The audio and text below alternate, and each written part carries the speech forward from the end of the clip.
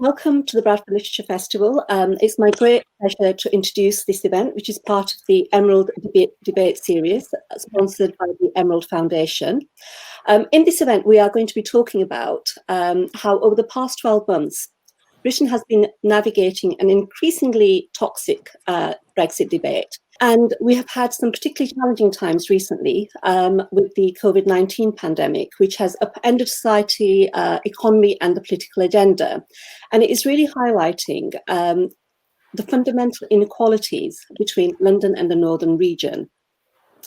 At this moment in time, with unemployment now at nationally at record high levels, and the warning that we may be heading into an unparalleled recession post-COVID, and also with the Brexit transition date set to end just in 6 months' time, there is a real danger that wider public and business discourse on the accelerating positive changes needed for a strong economy in the North will lose momentum and direction.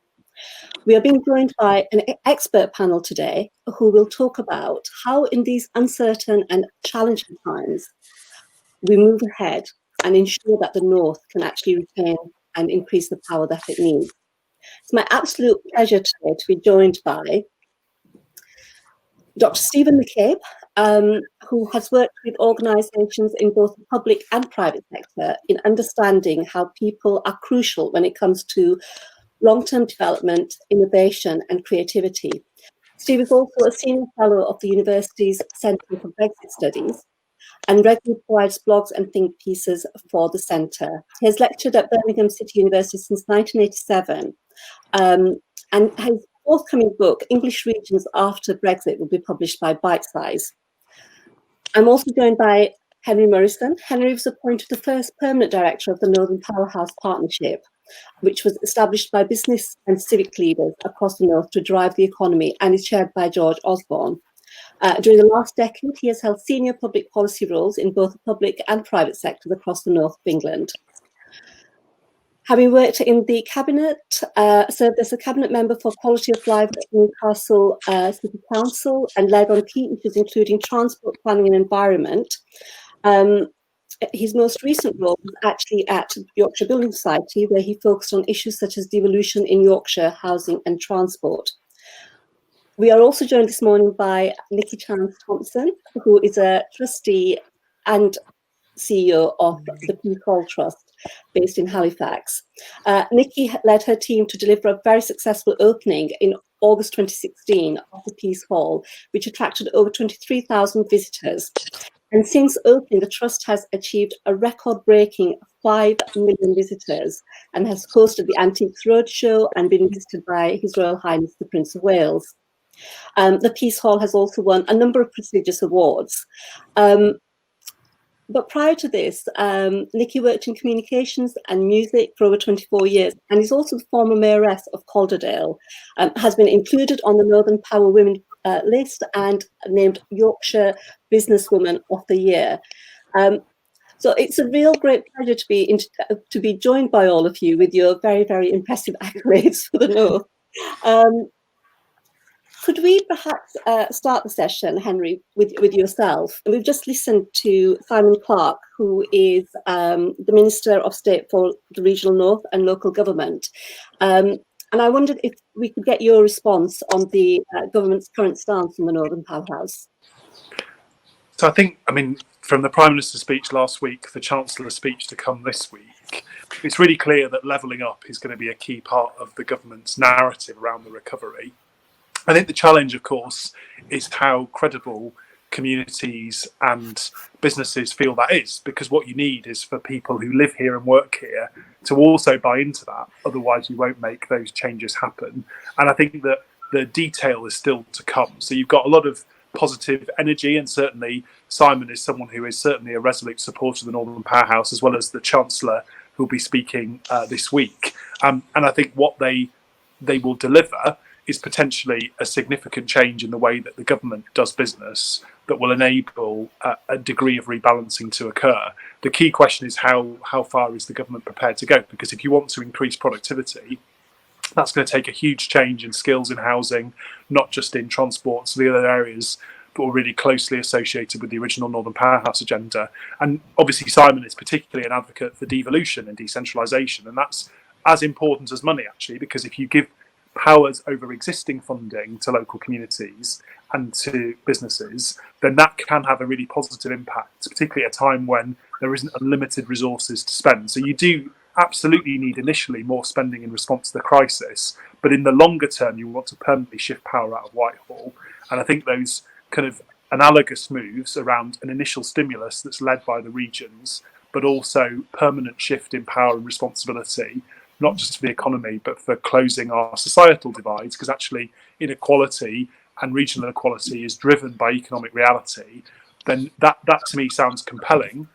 And whether it's a new deal or not depends on the scale of ambition that the Prime Minister actually manages to turn from rhetoric into reality. And I think certainly in this conversation we can start to talk about how rhetoric, I suppose, and other issues really impact on the North. And the Northern Powerhouse itself is rhetoric, but it's rhetoric people have internalised and now feel owns and belongs to them here in the North.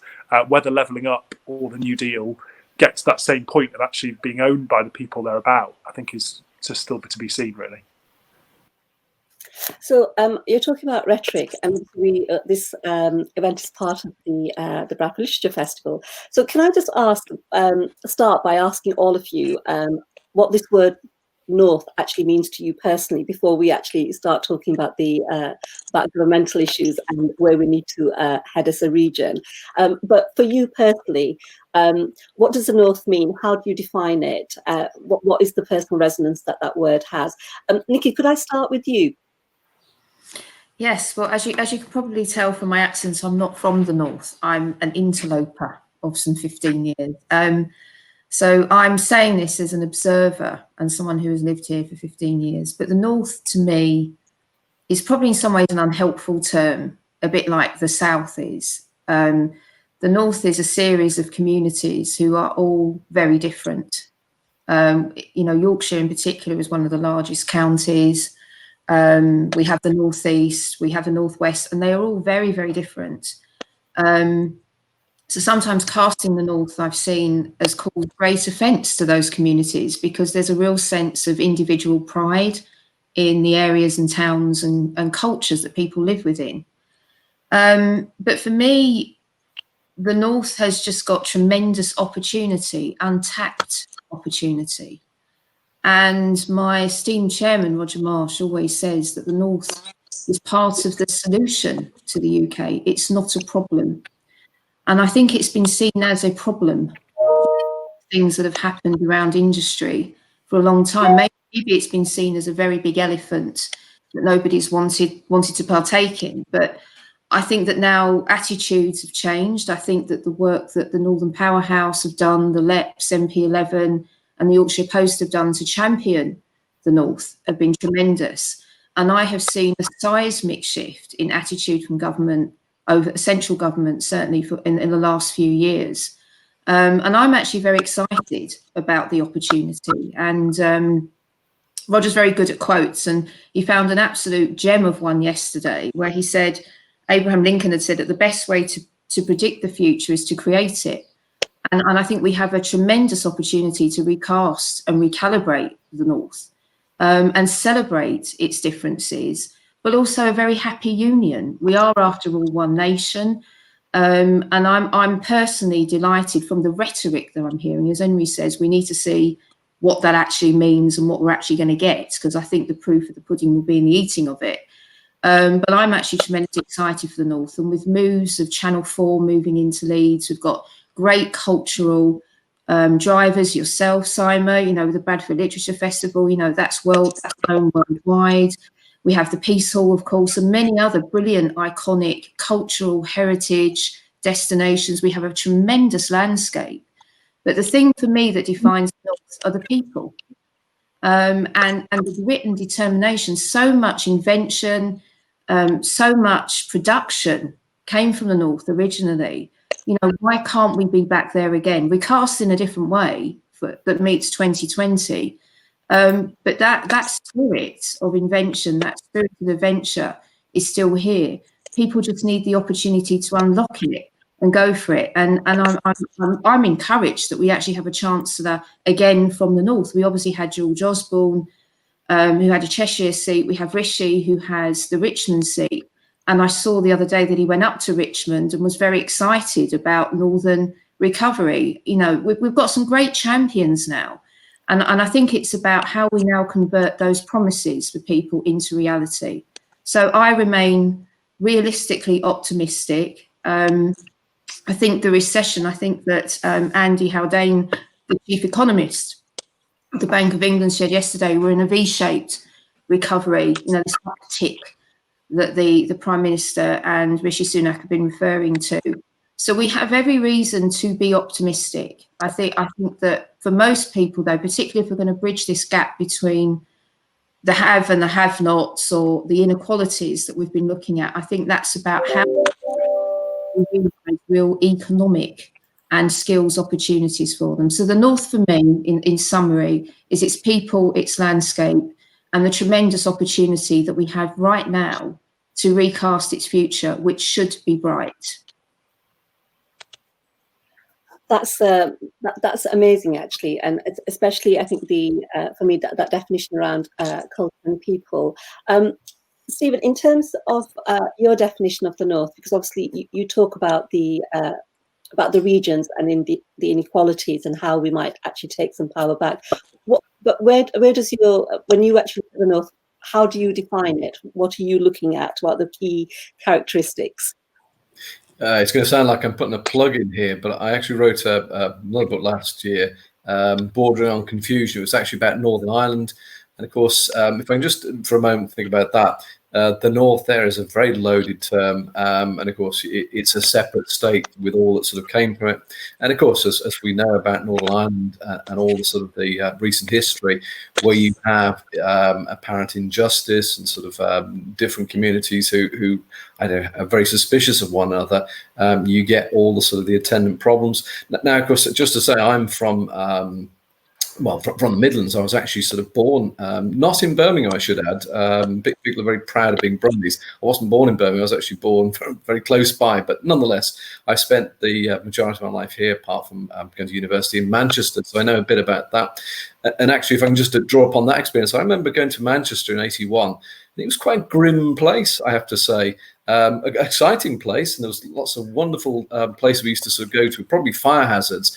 And you know, in the current way of things, but of course, what I recognise in the sort of the past 30 years is Manchester. Its industrial decline, which was very rapid at that point, it reinvented itself in a way that sort of perhaps Birmingham and sort of the Midlands has not, or at least it came very late to the party. But of course, to answer your question, what the North means to me, well, the South is certainly sort of London, because of course, we're very close to London, but we're still 100 miles or so, so it's and soon to be reached in 45 minutes on a train if we can wait long enough.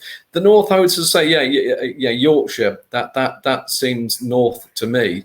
But again, picking up on what Nikki said, and this comes out in the sort of book which is coming out next week on the English regions, is of course the sort of the prowess and the industrial might of England. It came from the sort of the places that we sort of now regard as the North. Of course, what's very interesting is the sort of the powers that be in Westminster. That they wanted a slice of the action. They had the tax raising powers, and of course, I think that's a lot of where the sort of the problems currently lie. That the sort of the regions, they became very supplicant, to use that sort of word, to London in terms of they raised the money, it went to London, and then they get it back. But of course, what we've seen in the last century or so, particularly since the Second World War, is the sort of the power has effectively been sort of sapped away in terms of the sort of the tax raising ability of the sort of regions. And if we're going to sort of create something different, then it is absolutely essential that power comes with the ability to sort of control your finances. Because of course, Westminster is the sort of crucible of where everything happens. If it doesn't happen there, as we saw in Brexit, it doesn't happen anywhere. Thank you, Stephen. And Henry, I know obviously you embody the Northern Powerhouse, but if you were to define the North maybe from a more personal point of view, how would you see the North, and what are your ambitions for it? Yeah, no, and I think the ambitions line kind of word is really important, isn't it? Because I think Nikki rightly reflects the diversity. So there isn't one North. What there is lots of communities which share some probably economic destiny. And I think when you talk about the North, what you kind of immediately turn to is grimness, right? So the kind of northern discourse in kind of modern kind of political culture pre-George Osborne was predominantly about talking about how awful it was and how it was such a ridiculously kind of left behind sort of awful kind of existence. And as someone who kind of came here as a child and never left again, so an interloper like Nikki, but a sort of probably slightly longer standing one, I think I come to the kind of party not thinking about how distinct the economic vision is for a closing of the North-South divide and a more productive place from all of that baggage. And in a way, you need to leave your baggage at the door, right? A bit like a kind of a sort of therapist's office. Do you mean to kind of stretch a kind of comparison? Because if you're prisoner to your kind of your economic scars, then you're not going to embrace the new opportunities that come along to you. Does that make sense? And you've got to move on from that long kind of economic decline that we've been hearing about. Do you mean you've got to accept that those things that have gone, and then you're not going to get them back? And actually, I always talk about the kind of the opportunity, for instance, of our old mills and Nikki's building having reinvented itself is a perfect example of this. That these are assets, right? They're not things to be ashamed of.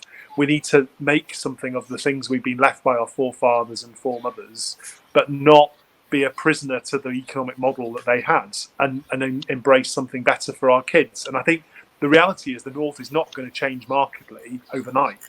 So the fact is that the economic destiny of this part of the world means that many kids born in some of these left behind communities, of which we have a larger number, are not going to have as many opportunities in their lives as they would have otherwise had.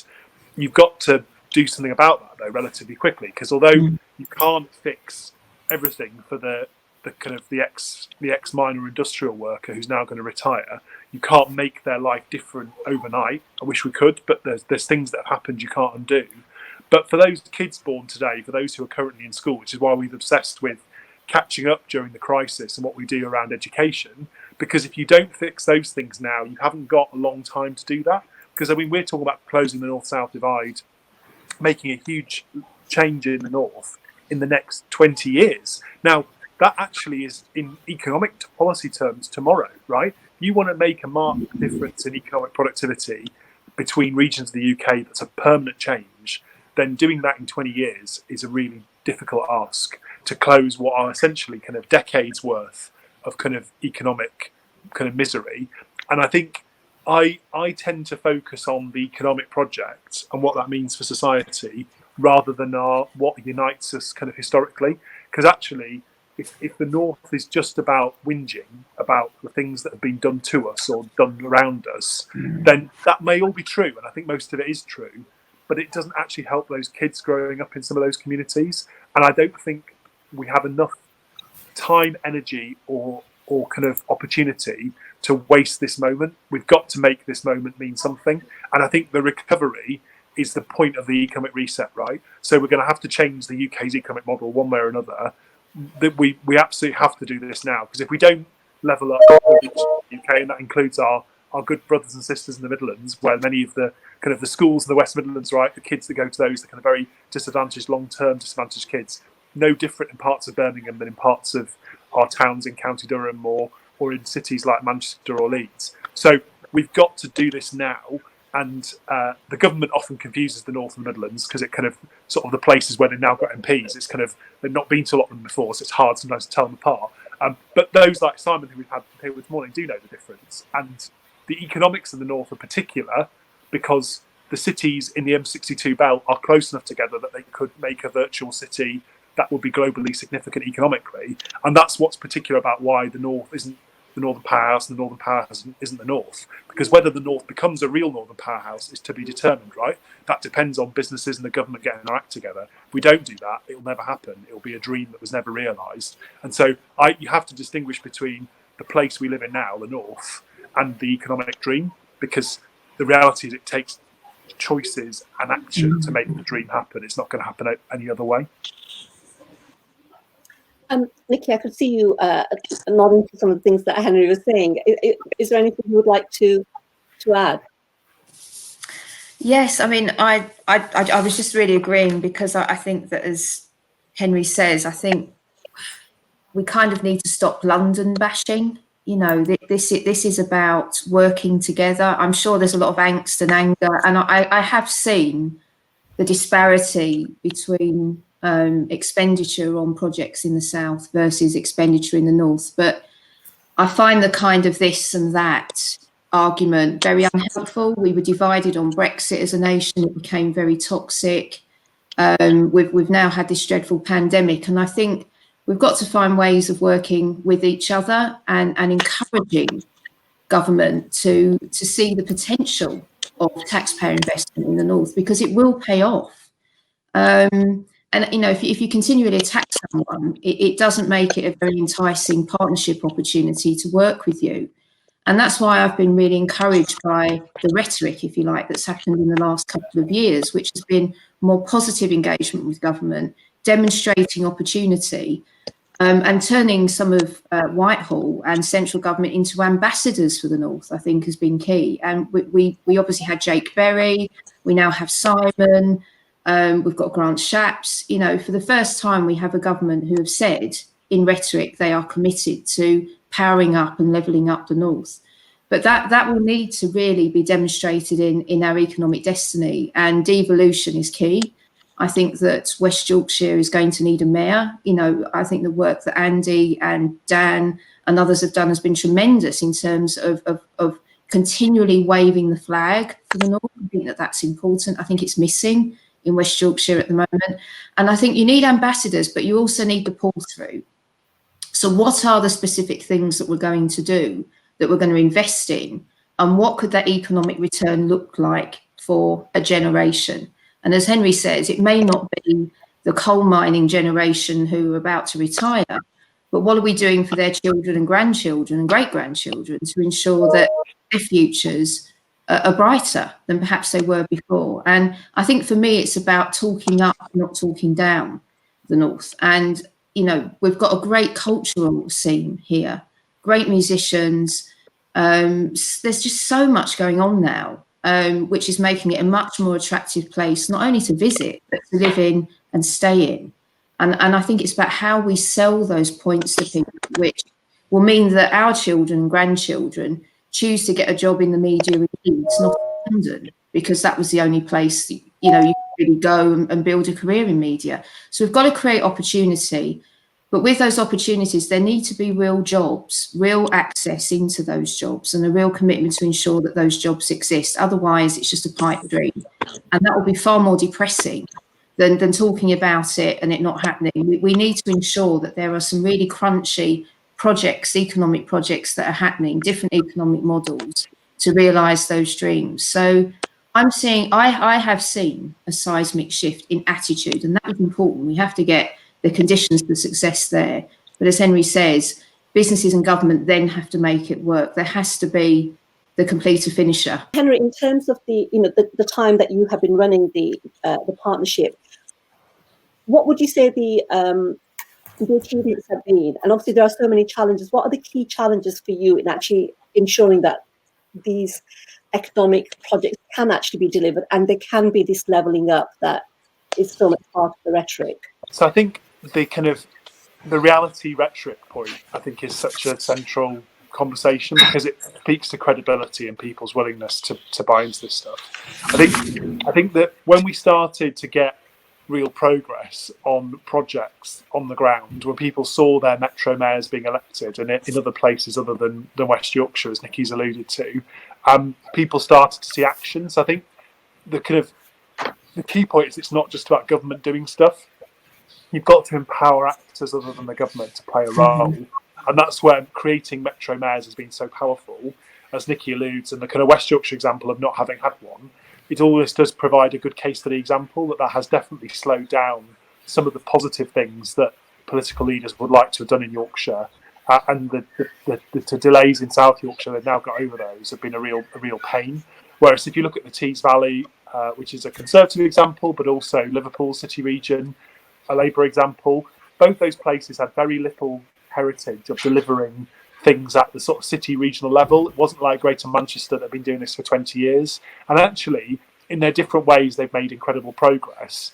I think Dan Jarvis has written this week, rightly, about the kind of the patchwork quilt. So you still have the Humber, to take a kind of Yorkshire and kind of Lincolnshire example.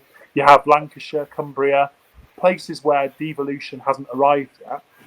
And that creates a real problem for us in the north, because it comes back to Nikki's earlier point about the different communities that make up the north. Even, say, within Lancashire or within the kind of the Humber area, both sides of the river, the reality is people necessarily haven't been ready to work together across those kind of traditional, very local boundaries, because they don't necessarily understand or feel that what's good for Grimsby is good for Hull. We still haven't convinced people of that on the Humber River. But I think in Lancashire and Cheshire, people do now really believe that if something that's good for instance, Blackpool is actually good for Lancaster. And I think across the north, we need to get that idea as well, because the economic interventions, whether it's building a new train line through Bradford between Leeds and Manchester, whether it's, which is very long term, whether it's something much more short term during the crisis, like bringing back brownfield land into use, for instance, smaller, more immediately deliverable. The reality is that a job created in one part of the north will have knock-on benefits for the rest of the project. Does that make sense? And it's that sense of collective shared interest that's actually really important, which is that if you start to understand your shared economic destiny, then you will work together. And it doesn't matter then who's in government. Do you mean businesses, the public sector will just do stuff that needs to be done? And in a way, you don't then need a government that buys into it, because it has a momentum of its own. And we saw that during the Theresa May years, where she really wasn't interested in the Northern Powerhouse in terms of her team. I think she personally got it, but people around her, particularly her previous chiefs of staff, hated the idea. They banned the Northern Powerhouse minister, Andrew Percy, from using the phrase Northern Powerhouse when he first came to the north of England, which is a kind of great anecdote for kind of where rhetoric becomes a barrier to getting things done. That the good economic ideas around George Osborne were persona non grata with a bunch of people who were a bit sort of petty. Does that make sense? And the reality is northern business people and people like Nikki and others from the cultural sector, from across civil society, wouldn't let this thing die. And that's the only reason I still exist, right? If people in the north of England had walked away and gone, that Northern Powerhouse thing, who cares, it's done, then it wouldn't exist anymore. The only reason we still exist as an idea, why the rhetoric meant anything, was that the mayors that had been created, the momentum that had been built up, for instance, around building new cultural institutions like the factory in Manchester, which is a good example of the kind of cultural renaissance that we could see coming out of this crisis across the north of England, if we can get the Arts Council and government to really take it seriously. Those things are meaningful because people bought into them. If people hadn't cared, it wouldn't have existed anymore. And I think what I'm most struck by is that now that levelling up is the phrase that everyone uses in government, the reality is the Northern Powerhouse doesn't belong to government anymore, actually. It belongs to us. And whether what the government's offering is enough to create a Northern Powerhouse, a real rebalancing the economy, that will be arbitered by people in the north, not by central government. And if they want to deliver something, they'll be held to the test. Well, is this really going to close the north-south divide? And that test isn't of their own making. It's one that, because of this narrative, has been created and now won't go away. Stephen, can I just bring you in on this point? So in your book, you talk about the fact that the Metro mayors have only been in post for 3 years. And if it hadn't been for the COVID crisis, we would now be looking at re-elections. And I think one of the questions that you pose is, given the limited powers that they have, can they actually create real change? Because obviously, there is a lot of talk about the fact that we need the mayors in order to create the change. Well, the 3 years. You talked, Henry talked about 20 years being sort of nothing. Well, 3 years is a kind of a blink of an eyelid in those sort of terms. So yeah, I think that the Metro mayors. It's interesting that they cover something like 13% of the sort of the land mass of England, probably about a third of the population. So that I think they're a great idea, but I think that it's a work in progress, if you like. And I think a lot more needs to be done to give them the real powers to change their destinies. I've met him a couple of times. Andy Burnham seems to be sort of somebody who brings real enthusiasm and passion to the job, and really gets the sort of the way it works. I think Manchester sort of came from a different place also. Compared to where I live, the West Midlands, where there doesn't seem to be the same sort of political unity.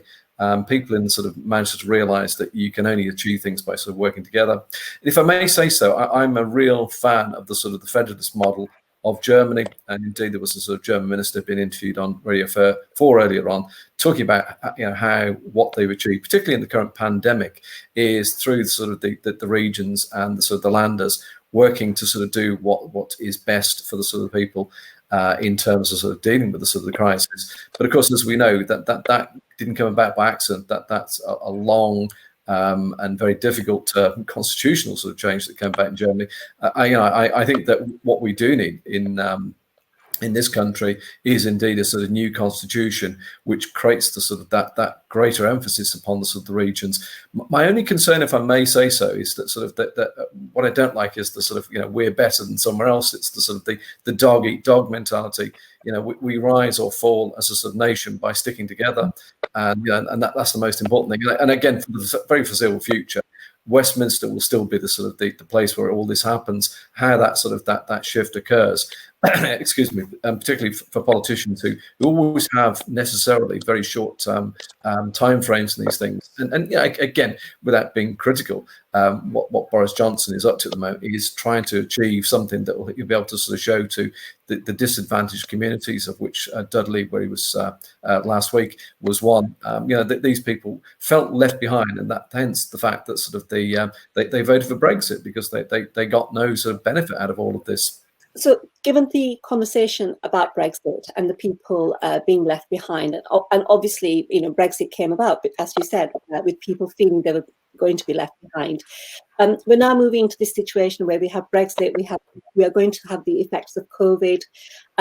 We may well be looking at a situation where we don't have some of the economic deals or partnerships that we thought we were going to have, and there is going to be a particular effect on the North. We have seen some of the really big investors in the North, some of the manufacturers, talking about maybe moving plants, the loss of jobs that will come with that. And obviously, we're talking about devolved powers and, just how much the Metro Mayors can do. In all of that situation, what is it the North can actually do in terms of trying to mitigate some of these impacts? Is there anything that can be done? So I think if you talk, the first kind of principle is you talk to the Northern business leaders and those across the country, and this isn't a Northern specific point, and those like Jürgen Meyer, who used to run Siemens, is a member of my board now.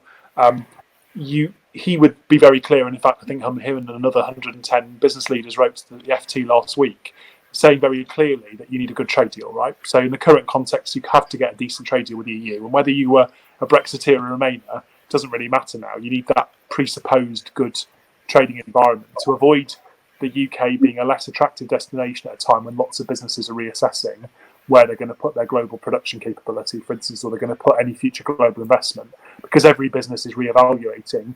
And aerospace is one example in the last week that's been really prominent in civil aerospace, but it's just one of a number of examples, and the car industry will probably be next. I think where I would come at from devolution is this is probably your opportunity to solve this problem permanently.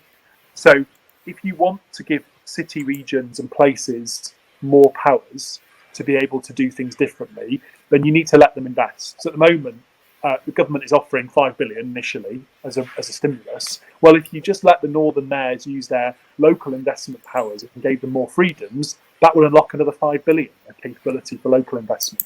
But when the Prime Minister spoke in Dudley last week, he talked about national investment, and some of that money may have gone to local areas as spending that they could then spend locally on particular projects. But actually what you need to do is give councils and local authorities, through their mayoral deals, the power to be able to invest themselves, aligned with what the nation needs them to do, so not in complete isolation from central government, but them initiating it rather than central government. And it's only in the UK that we think that this economic crisis can be fixed from Whitehall. No other country in the developed world would try and do that. And I think for the first time you have a Chancellor and a group of people around the Cabinet who are prepared, probably like George Osborne did, to pick up the phone, often to Labour politicians outside London, to work together. And I think that that's why the Chancellor's interventions can be so critical. That some of this is actually about unleashing local investment potential, not just about kind of sprinkling sort of good kind of opportunities from the centre. Because if you try and do that, the lessons before that we've seen are that you don't necessarily have the intended result, because the knowledge gap is so great. The regions and the mayors, as they are now, local government, knows what to spend the money on. Central government has the money. That you've got to re-equalise where the funding goes based on the knowledge of what will have the best impact. Because fundamentally, for a Treasury department, if they think that good local authorities and mayors can get better investment returns than Whitehall departments, then a Treasury that's sensible is going to start to do deals with those people rather than those around the cabinet table, because that's the best way to get economic outcomes, which in the end is what the Treasury is there to defend. And so our argument is actually about getting the best return on the public investment, and it's not about special pleading, because actually I would say that devolution in the West Midlands, in the Southwest, for instance, through the Midland, through the Western Gateway, or through the devolution deal there, is also important. So this isn't a northern particular point.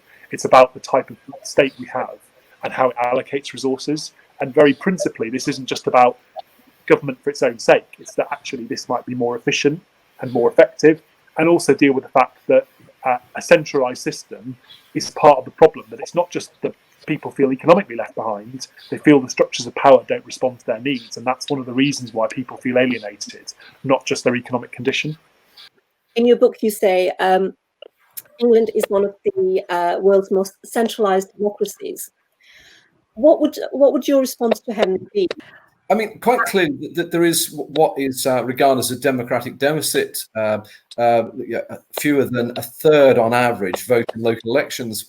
People are quite happy to vote for Brexit, which is perfectly fine in the referendum. You know, that was over 70%. In the general election, we get 70%.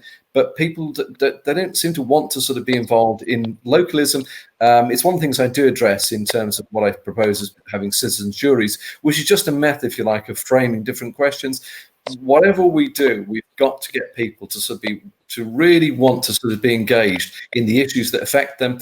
And I think in the sense that sort of it's all very well blaming Westminster, but until we sort of put pressure on Westminster to sort of to understand the questions as they exist on the ground, then we won't get change. So people have got to sort of pull together.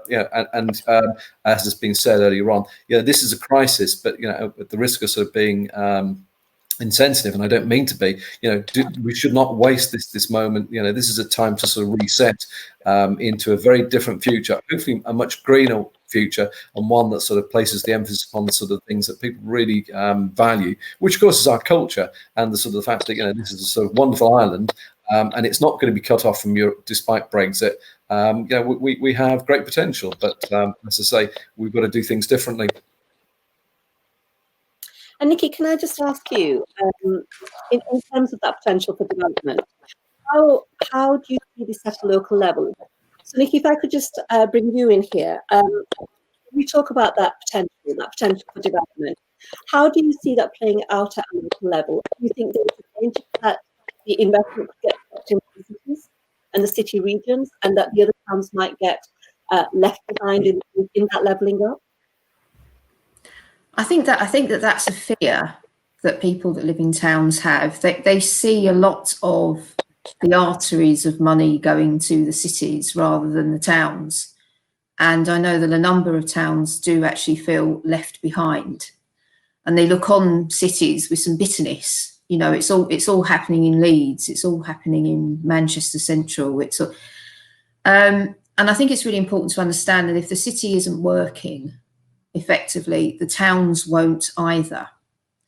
And it shouldn't be either or. It needs to be, for me, this goes back to kind of more strategic planning of how towns and cities coexist with each other and their role in the contribution towards the economy, because towns can actually really benefit from cities if that's better understood. But it does actually take some of those going into cities to have an interest in the surrounding towns to ensure that they are engaged. It goes back to the point around citizen juries, how do we get people to engage in placemaking?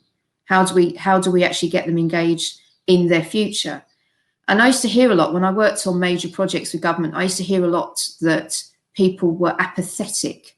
I don't think they were apathetic. I think that it was worse than that. They were positively disengaging from any process because they felt that they couldn't participate in it, and anything that they said wasn't listened to anyway. And I think that as we kind of see this shift of devolution from central to regional, regional to local, it's going to be really important for people to step up and actually get involved in what happens to them and their surroundings. It's going to take us to be involved, as well as, if we don't want to be done to, we actually need to start engaging in some of the things that are going on. And as Stephen said, we can't, and I think Henry also made the point earlier, it's not about government being the nanny state that does everything for us, that we blindly follow. It needs to be us taking responsibility for our own destinies and thinking about what we want our towns to be and what we want our towns not to be. And I'm very blessed to live in Calderdale because we have a council who have a vision. It's a very unusual vision. It's not saying how many roads we're going to develop or how many potholes we're going to fix next year. All of those things are important, but they're more of the kind of maintenance and improvement as opposed to what's going to be the strategic direction of our town. And the Chief Exec, Robin Tuddenham, is a visionary, and he saw that we had a great cultural scene here in Calderdale. We have some great hidden industries here that nobody knows about. So how do we actually bring those to the fore as a town? So I think that if towns don't want to be overlooked, I think that towns have a responsibility to set out their identity, to set out their ambition and bring that to the table of regional funding. You know, rather than getting the crumbs off the table, have a seat at the table and influence the menu, I guess, if you want to talk in restaurant terms. So I would encourage towns not to kind of sit back and wait to receive some money. Be active, be proactive, and think about what you want your destiny to be. And we're not all going to get everything we want. And it's going to look like that some areas have more than others. But that comes back to the earlier point I think that Stephen made. We shouldn't be dog eat dog. It's about understanding how we can regenerate some of our regions and areas. And sometimes it's important that there is an emphasis in funding in one area at one point, because that will drive an outcome somewhere else further down the line. So, but without a vision and without a narrative and without a plan of where we want to go, again, it comes back to my earlier point. We have to create our future. We have to think about what that is, and then that will happen. If we're not giving anybody a narrative of what we want, it won't happen, and then you're going to be a hostage of fortune rather than a master of destiny. So if you don't want to be left behind, you need to speak up, you need to get involved, you need to be interested, and you need to be active. And that has been my experience in working on major projects historically. The French are very good at this, by the way. They will speak up, and they were very anti initially the high-speed lines that went in. They didn't want them. There were lots of protests. We don't want this high-speed train in France. And then when they saw what happened to Paris, when they saw what happened to Lille, there's now a fight to get a high-speed line. Avignon got one. And because people couldn't see their future, they couldn't see the impact that it would have, how it would change their destiny. And it wasn't until they saw things happening elsewhere that they thought, actually, we want to be part of that. So be interested, think about what you want for your children, your grandchildren, your families, and make that happen. You know, work with the Northern Powerhouse, work with your Metro Mayor so that you're not left behind.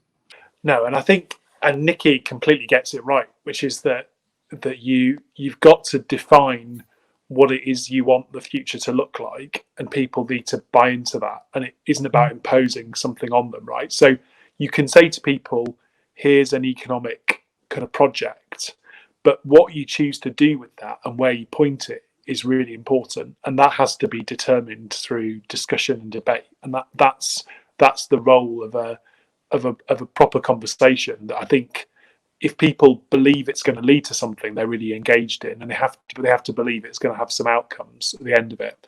And I think that the form of kind of devolution we've gone for are centered around, at the moment, a bunch of blokes isn't ideal, right? Because you need a more diverse set of leaders to be able to make that conversation meaningful.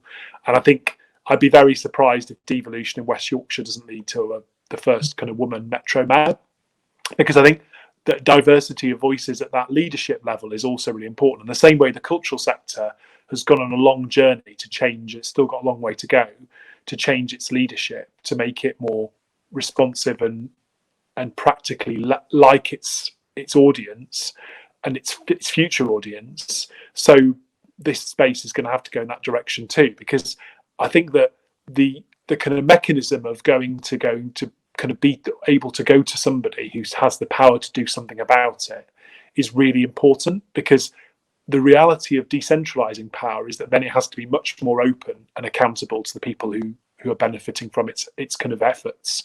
So I think the immediacy of having a directly elected figure, if they're more responsive, is really powerful.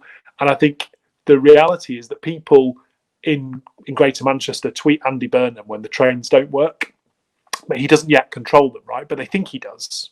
And I think that is a kind of allegorical tale, right, for what we need to do, which is that if you can create visible public figures who people feel some sense of connection to, who are open and able to have a real vibrant debate with their communities about the future, challenges like decarbonisation are really hard because they involve people changing their own behaviour, and people don't tend to like doing that.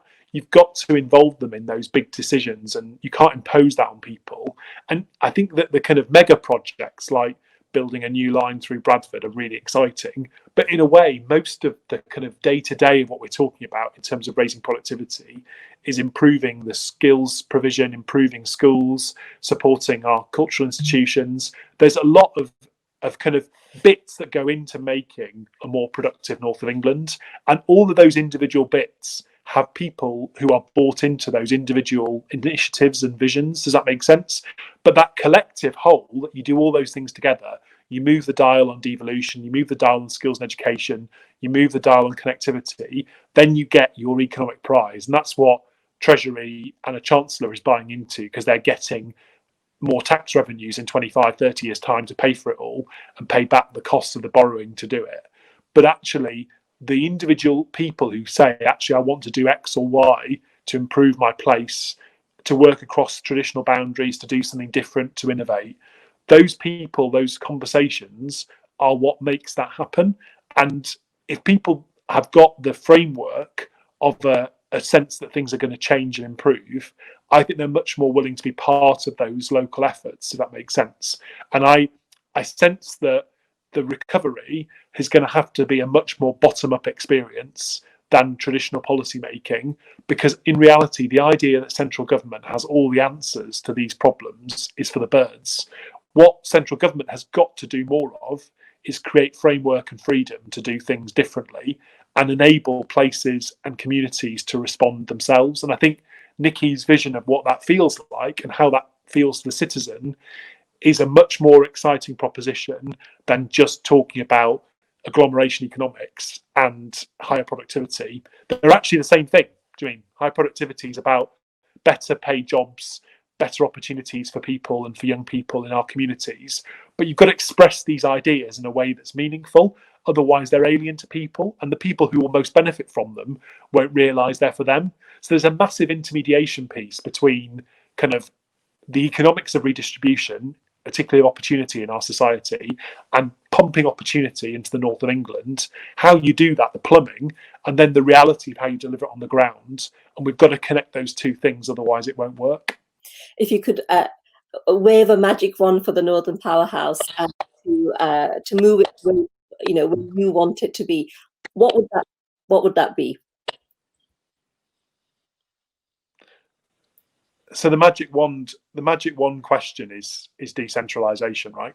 So however much money you've got, don't spend it from the centre, spend it here, deliver it here. Because whether it's building a new set of train lines from north to south, starting HS2 in Leeds, whatever it is, all of these grand projets and very small interventions like promising every young person, an apprenticeship or a work-based opportunity, which was the Prime Minister's commitment yesterday, that's delivered at a local level. The idea that either of those things can be entirely done from the centre is nuts. And in the UK, the default is, whether it's giving every young person an apprenticeship or building a railway line that starts in Leeds, someone in Whitehall will tell you they need to do it, and that has to change. Just doesn't work. Takes too long, and that's how you speed things up, which is what the government want. Project speed has got to mean project decentralisation. And Stephen, I know you are not part of the North as such. You are not living here, but from your research, from the work that you do, what would you say, in your view, again, is that single thing that needs to change to actually enable the Northern Powerhouse to achieve its potential? Well, of course, the simple word is devolution, but with that comes money and power. I mean, Henry's just mentioned it, of course, the whole thing about sort of giving hope to sort of the next generation. One of the things I did like about the Prime Minister's speech last week, of course, is a greater emphasis upon technical education, apprenticeships, FE colleges, which have been treated in a really dreadful way for the last 2 decades at least. Creativity and energy and innovation, they don't come about by accident. They need a little bit of assistance in a sort of fertile environment. But there are lots of things that the state has always been good at doing, and that's what I would like to see come through. That's where the money comes. That's where the sort of the motivation will allow this to occur.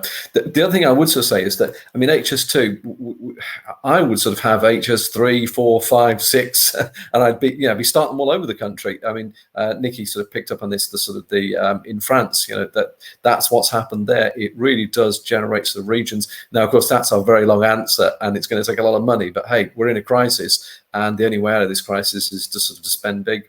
Thank you, Stephen. And Nikki, if I could ask you to make the finishing remark on this. You've talked about creativity, you've talked about how people need to speak up. Again, what would that single biggest thing, that magic one, be for you for creating this potential? I think for me it would be empowered decentralisation, where we are in control of our own destiny. And what I mean by that is that you can be jiggered with processes, and sometimes there's a danger in decision making that you become a master of process and a failure of delivery. And the best thing that we can actually do for the taxpayer is to deliver, not talk incessantly, but to actually deliver something where they can feel tangible benefits very quickly or see tangible benefits elsewhere. So my dream would be an empowered decentralisation, where we are working together for the greater good, because we can't just put the focus on one area. We've seen what's happened there, and that wasn't a happy ending. It's about how we ensure that we are doing what's best for our communities, what's best for our regions. And I do actually think that that's best achieved by empowered decentralisation fully. Thank you so much. I'm afraid we've run out of time, but it's been hugely illuminating talking to you. Thank you all for your time, and I hope we see some of these wands being waved and our potential for the North being achieved. Thank you. Thank you. Thank you. Thank you, Simon.